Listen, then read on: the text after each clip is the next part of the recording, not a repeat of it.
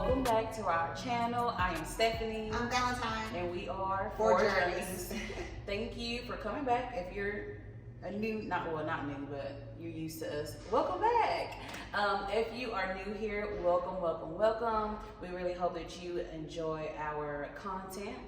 You can find us on TikTok at 4Journeys4. YouTube, you can find us at 4Journeys, and Journeys is spelled Journies.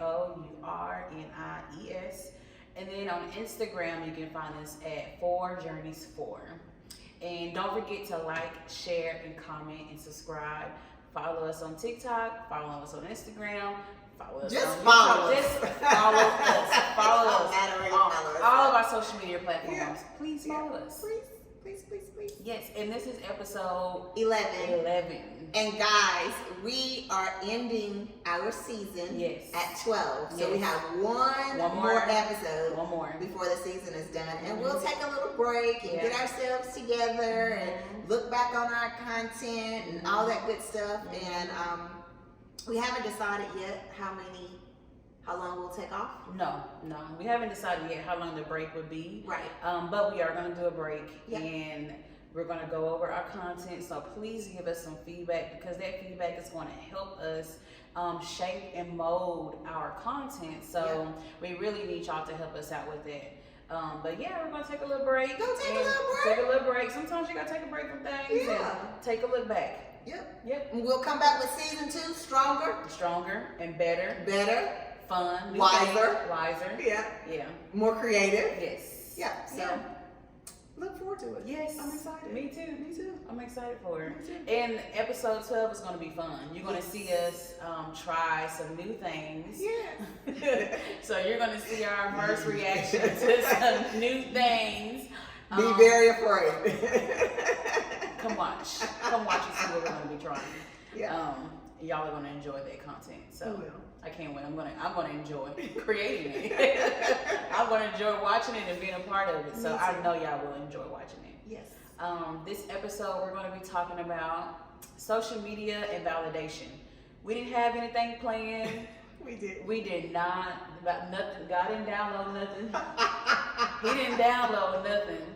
And this came in my head, so maybe he downloaded a little something to me. But validation in social media. So, they say social media is the devil's playground. And my take on social media is, I think social media can be the devil's playground, but I think it's all in how you use it. I feel like social media is like a portfolio of everyone. So you have your Instagram page and Facebook pages and things like that. And I think it's a portfolio of someone. And what happens is there's so many different people in the world, so you see so many different portfolios. And I feel like where the devil plays in is it popularized, that's a word. It is. Certain portfolios over others. So let me give an example of women. Okay. So you may have a portfolio of a 25-year-old girl who's into clubbing, into what's trending, into going out, into going to concerts, into all of that. She may have 5, 6, 7, 8,000 followers. She's more popular than the girl who's 25. She's not so much into clubbing, going to concerts. She's more laid back. She's more into living a laid back life. She's a little bit more serious about life. Meaning she has goals that she's trying to meet, and she's not into clubbing, she's not into partying, she's not into certain things like that. Her content doesn't show that. Her content may show her walking her dog or walking a mountain or achieving certain goals like that, versus the other but the one that's going to the club and club hopping, that's more popular. So I feel like it can make you feel like you're doing something wrong in life if you're not doing what the popular people are doing. And so that may make you do things for validation. Start seeking validation so that, hey, my numbers are low. I'm a pretty girl. I don't understand why this person has more pictures than me, more likes than me. And I'm pretty too. So I think it causes us to start seek human validation a whole lot more then I think God created us too. And I feel like social media drives that in a way, because you can see what's popular, you can see what's in, and if you're not doing those things, it makes you feel like you're doing something wrong.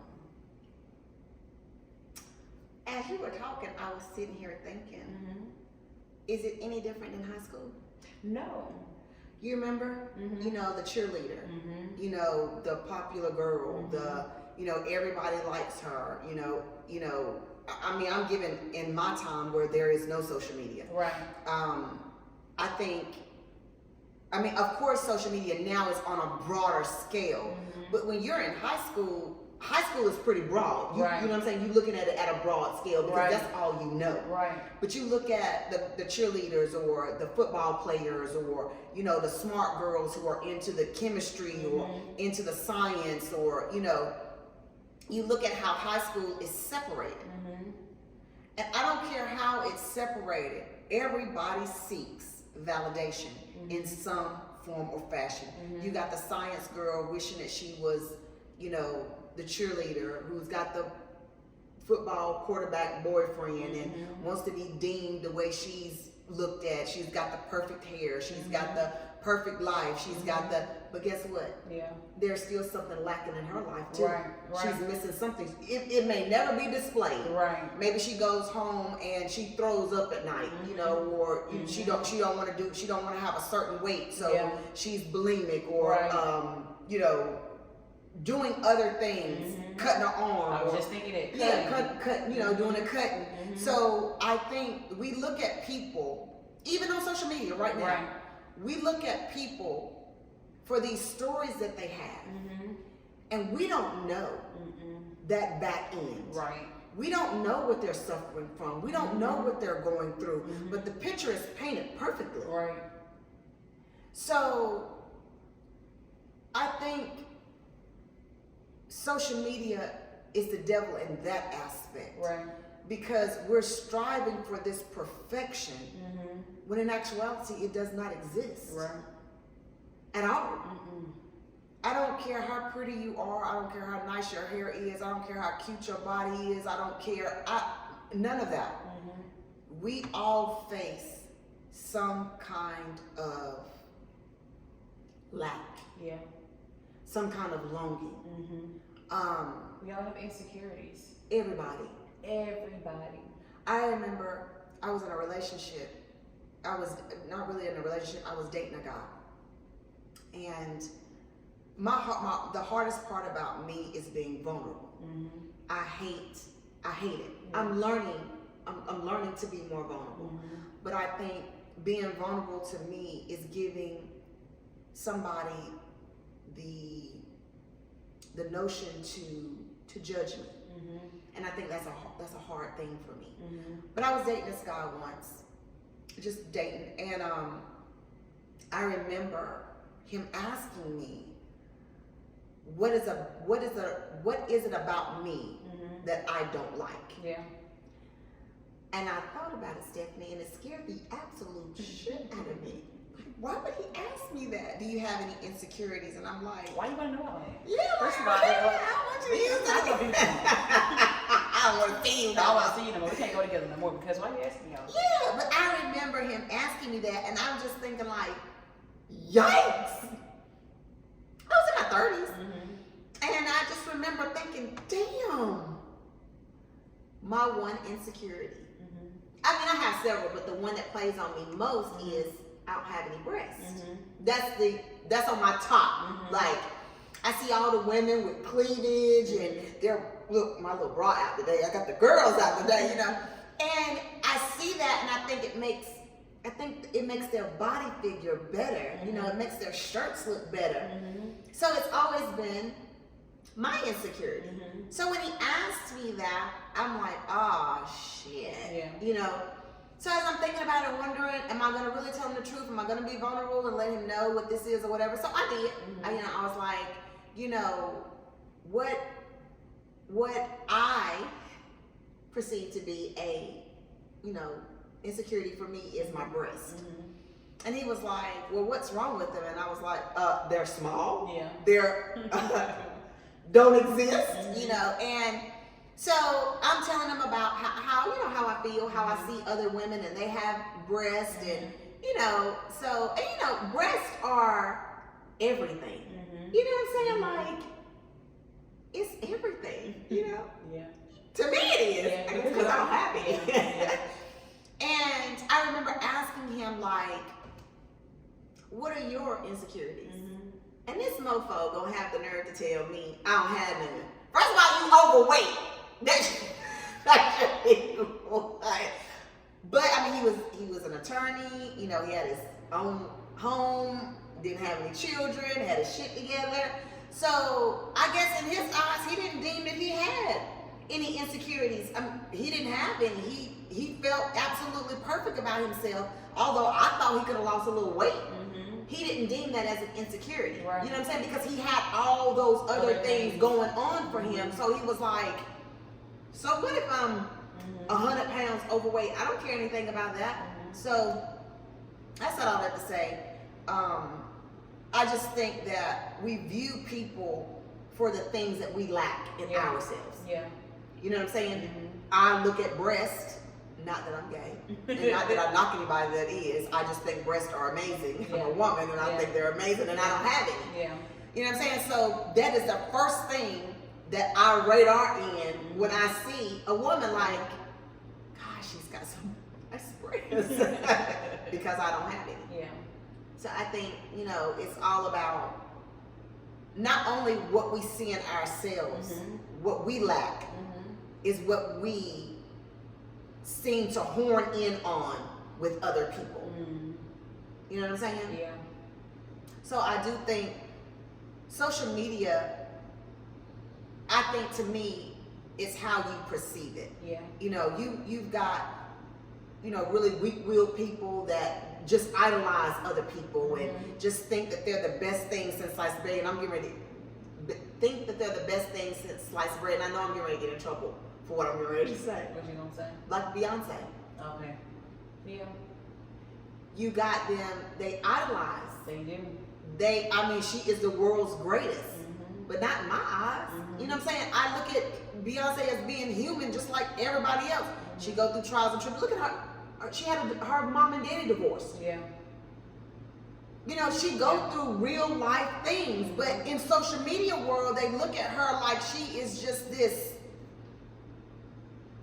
phenomenal. They idolize her. Idolizing anything is just not good. Right. You can admire someone and you can say, dang, like, you know, I really love how no matter what she goes through, when it's time for her to get on stage and do what she's supposed to do, you can't tell nothing that she's been through. Whatever, however you want to look at her, but idolizing is just wrong. Yeah. It's just wrong. It's just wrong. So, and when you place a person, when you start idolizing a thing, you immediately put yourself below a thing. Yeah. You know, you immediately put yourself below a thing. And which put is it not up there good. by God. Yeah, and put it up there by God. Yeah. And it's not good. Yeah. It's not good.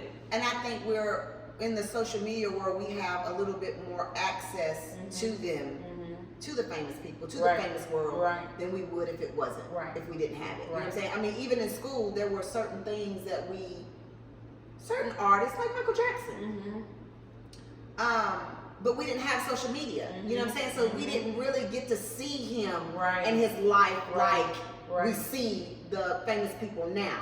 So you have a little bit more of them than you had, you know, when I was growing up. You know what I'm saying? Of course, everybody loved Michael Jackson, but we didn't have so much glimpse into his life, you know, as much access to him, as we have with social media. Yeah. So I think there is a gift and a curse to it. Absolutely. I think the point of social media, it's a profile, it's a way to network, it's a way to meet people, it's a way to get information out there. It's a way to spread the word. You don't have to send these pigeons with letters. You don't have to send a postcard, you know, to let somebody know I've been to Spain. You don't have to do certain things. That's the privilege of social media. But I think social media it also highlights where we are weak at as people, and we do seek validation. And since I have kids, I worry so much about their generation. My son is 12 and my daughter is 7. And my son, he has a TikTok account. And I follow him and I watch his account and things like that. But he wanted a Snapchat. And I'm like, no, you're not getting a Snapchat, because on Snapchat, you have these fake accounts, these porn-like accounts that will add you. You don't know who it is, and most people just add people just to have followers, you know? And then next thing you know, in your DM, you get a picture of some titties, a penis, some booty, some coochie, something you don't want to see. You just like, they want to see it. He want to see it because he's a little boy. Yeah, he want to see it. So you don't want him to see it. No. So I'm like, I have to protect you any way I can. So no, you can't have a Snapchat. Then he comes to me, Mom, can I get an Instagram? And I told him, let me pray about it, see what the Lord say. And then I've been waiting. Lord ain't saying that. Look, God didn't say that. God didn't say that. He kept coming to me, Mama, can I have an Instagram? I'm like, what God say about it? Did God say something to you? Because he didn't say nothing to me. Well, he didn't say nothing. Okay, yeah. So I don't know. But I let him go ahead and get it. And I'm able to supervise the account. So I was like, okay, I can supervise it. I can monitor it. I can see what you're seeing and what you're not seeing, because it's so much out there. And they're young. They're young. I don't want majority of your time, because I'm your mom, you don't want to be under me all the time. So majority of your time is spent with your peers and social media, whatever. That's the majority of your time spent, unless I get you out of your room, we're doing something else. But other than that, when you're at school all day, majority of your time is with your peers. Yeah. And so you are learning more from them than me. Yeah. What I'm saying is going to be your subconscious. What they're saying is going to be your primary. It's your reality. That's your reality. Right now. It's your reality, because you want to fit in. Yes. You want to do what the other little boys are doing. The little girls want to do what the other little girls are doing. You know, with Kennedy. Kennedy doesn't have anything but TikTok. She just got it a year ago. Kennedy's 17 years old. Yeah. So this was when I tell you, thank you, God. That's all I can say. Yeah. Kennedy came to me. So we discussed it. So her 15th birthday, and she had been asking me about Instagram. She had been asking me about Instagram. My thing about any social media when you're young, you're so easily influenced by different things. Yeah. You don't know danger yet. You don't know what it looks like. You don't know what it smells like. I mean, you could easily be tricked and something happens. Yeah.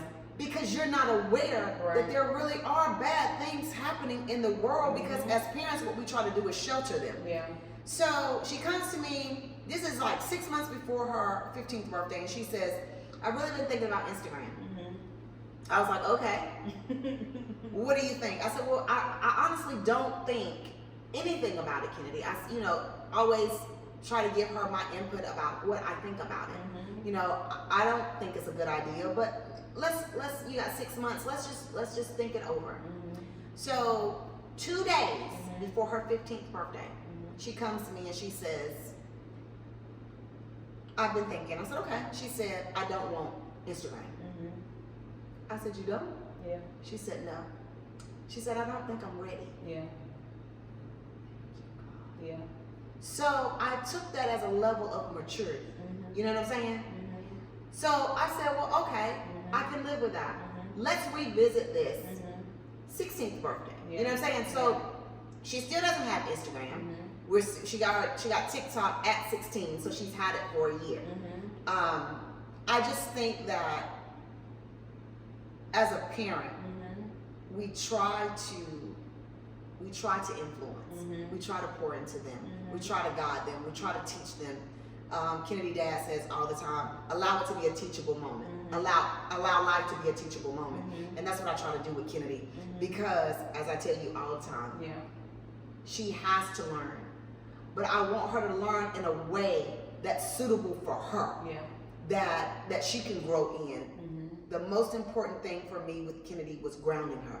Because she's a little girl. She's a black girl. You know what I'm saying? So my biggest thing was to teach her who she was, who she is, yeah. what she like, what she don't like, what it feel like, what it doesn't feel like, what love feels like, what hurt feels like, the whole kit and caboodle. Yeah. So when you're experienced, when you come across it, you know, this don't feel good. I don't like this. My mother, my mother doesn't treat me like this. So I think that was the most important thing to me, teaching her that no matter what people think of you, know who you are. Stand in who you are, because one thing is certain.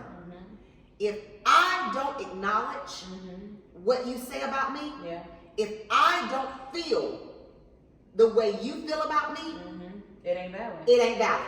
I don't need your validation to make me feel like I'm Kennedy. I don't need your validation to make me feel like I'm strong. I don't need your validation to make me feel like I'm pretty.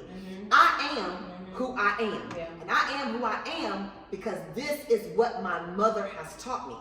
This is what I have learned. You know what I'm saying? So I think when you're dealing with social media, if you are not strong in who you are easily persuaded otherwise. You are easily searching for validation from people who don't know you. Who don't know you. And they probably don't even have a pot to piss in. And a window to throw it out of. But they just know how to be trendy. And so you might not know how to be trendy, but they do.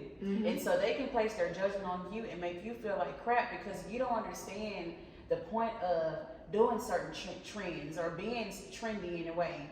And it makes you feel like crap, but they ain't got a pot to piss in. You got a whole house. And then they're mean.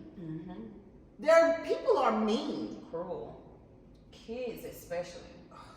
Kids especially. I mean, when I told my son I'm gonna supervise it, he said, okay, I don't want it no more. Right. Okay. All right. Stephanie, you've got people who've been bullied by social media that commit suicide. You have young kids. Yes. In elementary. Yes. I mean, and I'm thinking like, what happened? What happened? What happened to get you from here to there? Like, where are the parents at? Where are the parents monitoring this? Where are your friends? What happens to the point where a person is so mean to another child that you actually care so much about what they think about you that you decide to take your life? It starts at home.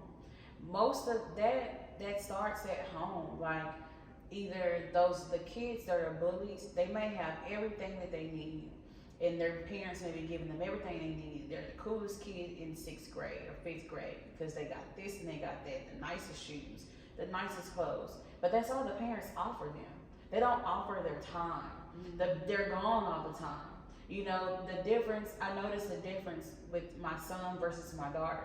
My son, he needs a lot of validation. My daughter, she needs it as well, but because she's around me so much, it's like she naturally gets that. My son, on the other hand, he's going to probably seek it.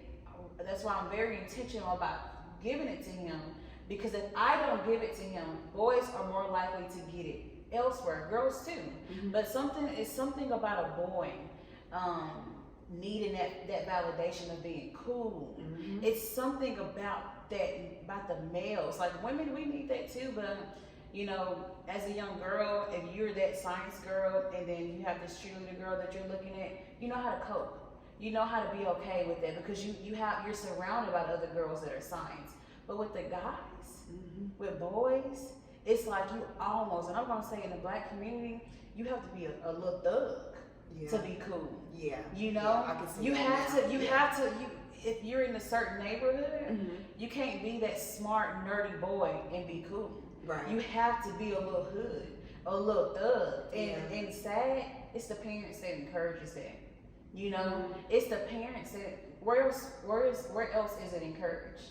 Why else will another child go to another child and tell that other child, oh, you lame because you got this on? or because you don't have that, where would they come from?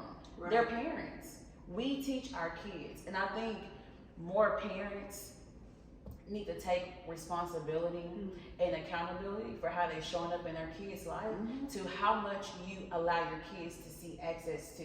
If you want to be hood, you want to be however you want to be, do that behind closed doors. Don't do that in front of your child, because your child's going to replicate that. Right. And it may seem cool as they're young because they're cute. Look at her, she twerking, she dancing, or he acting like NBA young boy, which is a rapper. Oh, he doing this. You know, you have to tell me. Yeah, he's a rapper. He's a rapper, and so he acting like this, and he, they're doing those things, and it may be funny, but to me that shows the maturity level of the parent. Right. You just because you have kids, that does not mature you. No. You have to be intentional by saying, I don't want my kids to grow up like this. Right. I don't want to expose my children to this. I want to show them a different lifestyle. I want them to see this. I want them to see that. Right. You have to be intentional about that. And I don't think a lot of parents are. And I think it's important for the Black people, for our community, because I feel like in other communities they have it. It's important for like the people like us that think this way, men and women, to pour back into the community, especially with our generation. And go out there and create groups. If you were good at football, create a football team.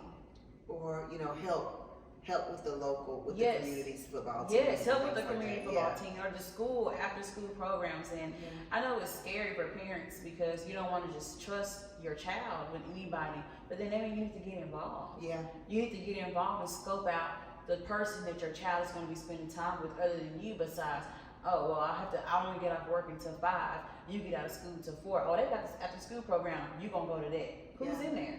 Who's in there with your kid? Because some kids, they're getting touched, and they're not going to their parents and saying anything, because the music they listen to makes them way more advanced when it comes to things like sex than they need to be. Right. I was watching this. I think it was on TikTok. Cannot think of this man's name, but he said, because of the type of music we have now, you're going to see a lot of Black little girls being molested and being raped, because you have a song that says, my coochie pink, my booty hole brown.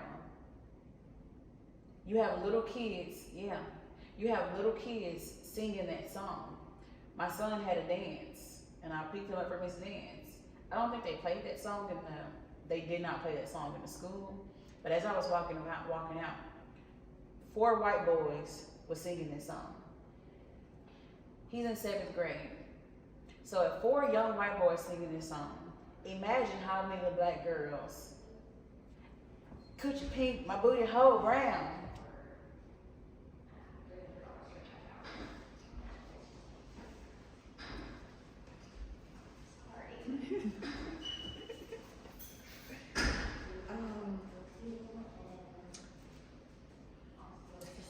I don't know how I feel about that right now. I don't know how I feel about that right now. I think Black women are doing a lot of things to degrade us, and for the sake of money. And it does rub off on our kids. It rubs off on our culture.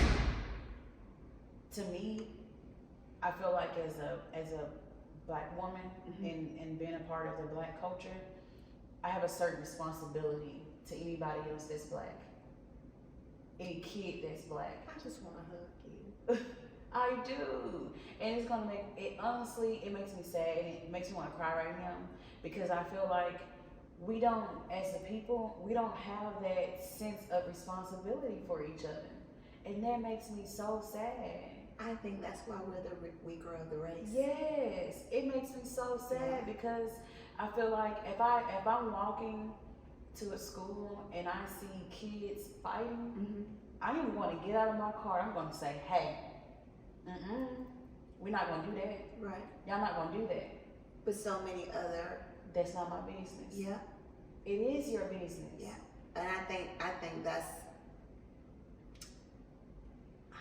I just think that's our culture. I just think that, like you said, we don't hold ourselves responsible for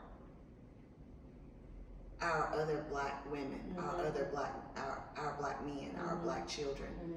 And it's sad, Stephanie. It is sad because we don't yet know our strength as a whole, as a unit. Yeah. We don't yet know what we are capable of if we were united. But we're so quick to dismiss anything that looks like us because we're so scared of maybe them becoming more than what we are, or jealous of what they have, or just don't want to be involved with it. We're difficult. I mean, in more ways than one. Yeah, and just speaking for myself, sometimes I don't want to deal with all of it. Yeah. I do still feel like I have a responsibility to our culture, but sometimes we can just be so difficult and be so not receiving of things. Yeah. That it's almost like just whatever. And we are like that with each other because it's hard to try to talk to another black woman or a black man. It is so hard for a black woman to try to talk to a black man without him. What? Oh, say nigga. Oh yeah, I get it. Come on. It's so hard. But I think that's how we can use social media for good. We can flip it around and use social media for good. It takes one to start, but imagine how many of 100 profiles going around this system of life on social media is saying the same thing. Protect our children. I have a responsibility to my culture.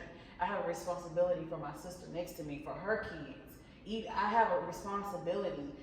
And just imagine where could that start. It might not start within that year of you doing it. Yeah. But imagine how far could it go if we would just all say, I have a responsibility for my culture. I have a responsibility for my sister, for her kids, for my kids, for my brother here. I have a responsibility to look out. And also am responsible for being able to receive. I have to be open too, open to the feedback, and if the feedback is coming too harsh, all right, I got what you're saying, but you ain't got to, I don't receive that well when you say it, we have a responsibility to each other to be able to communicate to each other and give each other that space, that safe space, because if some slaves that didn't have nothing could do it, why in the hell can't we? Why? If they could, after serving the master, picking the cotton, feeding the white babies titty milk, after doing all of that, at the end of the night, if they can come together, sing songs with pure joy in their hearts, come together, look out for one another. If they can do that, why can't we? Why? Because it's one for all. It's, well, I got this, I got my degree, I got this. It's so many people that have degrees, I do not see them look back. I do not see them look back. There are so many people that you would know in your family that they're college educated, they have all of this, they have all of these resources, and they don't say, hey, what are y'all doing this weekend? Can I come and sit with y'all and talk to y'all about some things? Or can I hang out with y'all? Hey, could y'all come? They don't do that. But I think maybe it's because they think just like we think. It's too difficult. Yeah. It's too much. Waste of time. Right. Or, what are they going to ask me for? What are they going to need? Is it going to be more than I can provide? I think a lot of times we get out of the community and we just don't want to look back of fear, just from knowing I came from this and I don't want to do this anymore. Yeah. You know, I don't want to be associated with this anymore. I don't want to feel like I did when I was in this environment.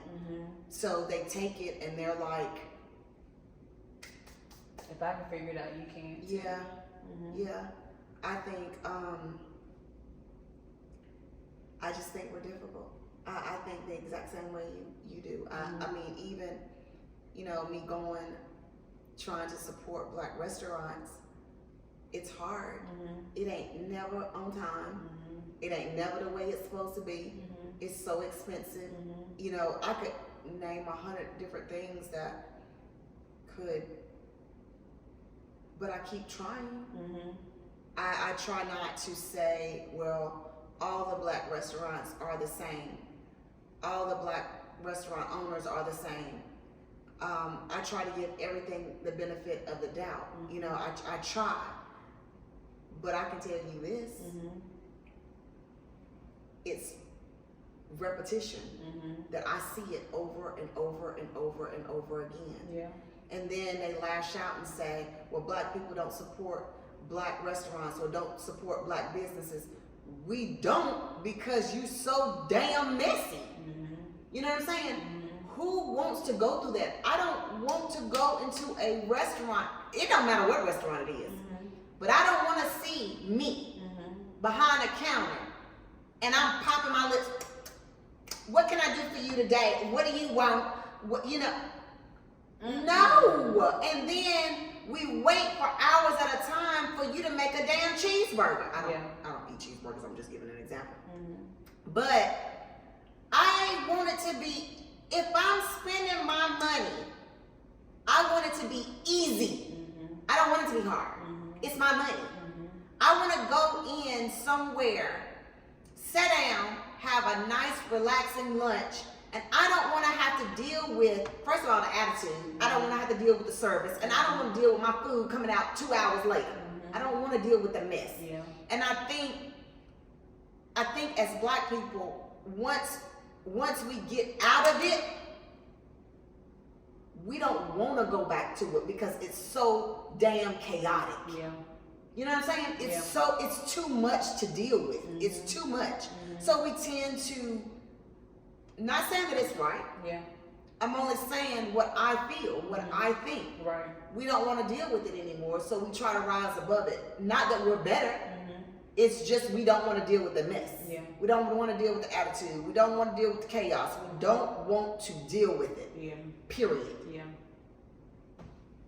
My advice would be use your platform to spread positivity, and always remember that there is a generation younger than us that's behind us, that's looking at us. And even if you don't have kids, be mindful that there are children out there.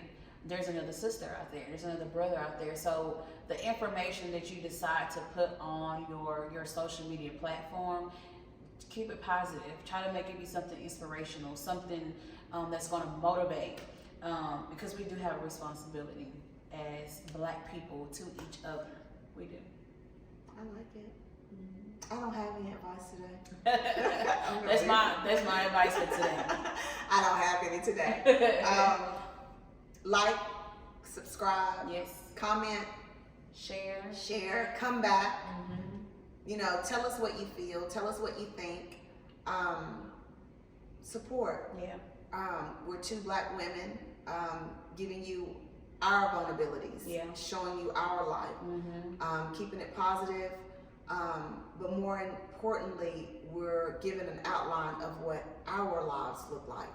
Hoping that you won't make the same mistakes that we've made, and if you do, you can turn to us and we can help you, guide you through it, talk you through it, walk you through it. Let's try to be kinder to each other. Love each other. Compliment your Black women. You know, love on your Black women. Give a safe space for us to be who we are. And love our beautiful skin. We love y'all. Thank y'all for watching. Enjoy your journey. Enjoy the journey. Enjoy the journey. Bye.